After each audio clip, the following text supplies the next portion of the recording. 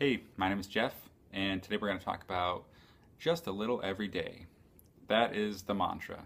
Um, this is something I picked up from Lyft and Coach.me and Tiny Habits and Zen Habits and The Slight Edge.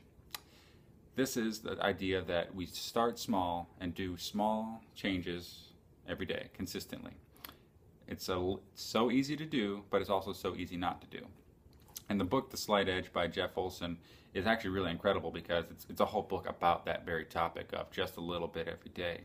And that's when you see long-term change, when you're able to consistently eat one apple every day, or consistently wake up early every single day, or when you wake up early, instead of doing 30 minutes of meditation and all this stuff, start with 5 minutes of silence. And then when you want to, add more, add more, add more when you want to. This is the way I recommend that a lot of people build their morning routine. Like getting up early, you gotta carve out enough time to do your routine. But with the habits that you do, that I recommend, the positive habits, if you want to build them, start with a little bit and then work from there. Do a little bit every day. Read one page in a book every single day. Exercise, do one push-up every day. Put on your shoes and walk outside and get the mail if you want to walk around your block or something like that. Like, do a little bit every day. And it gets weird when you slip up and you stop doing it, and then you stop doing it the next day, and you stop doing it the next day. You build the slight edge in reverse, and then that will also have long-term effects that will make you suffer and feel bad, and you'll feel bad about yourself, and your life will further spiral downhill into disaster, obviously. But no, in all seriousness, that's the best way to establish positive habits.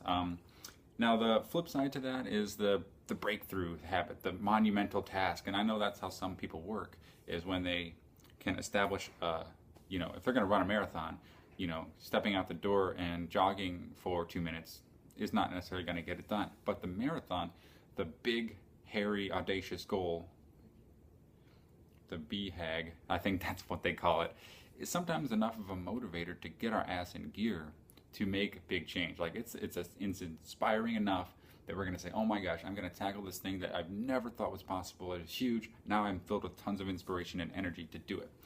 So I think that is another brilliant way of doing it. But for most of us, start small, keep it consistent, do it regularly, and you'll have success. My life coach, she told me when I wanted to start an exercise habit, she's like, how often do you want to go to the gym? I'm like, 3 times a week. And she's like, well, make it once a week. And I said, why, really? Like, that's not going to give me any results. And she said, it's not about the results. It's about the habit. It's about changing your lifestyle to become a person who works out sometimes, like, and then when you do too much in the beginning, you get burnt out. It's easy to get burnt out. It's easy to fall off the wagon, and then you're like, man, that didn't work out. I tried exercise. Well, that didn't work.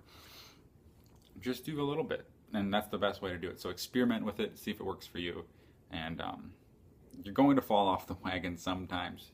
Even this is not perfect.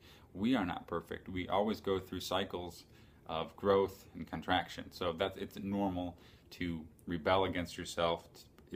There's only a few people that I know that seem like they can do habits every single day at the same time for their whole life.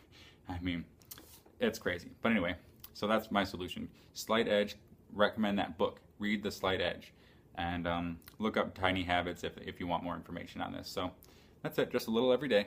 Thanks.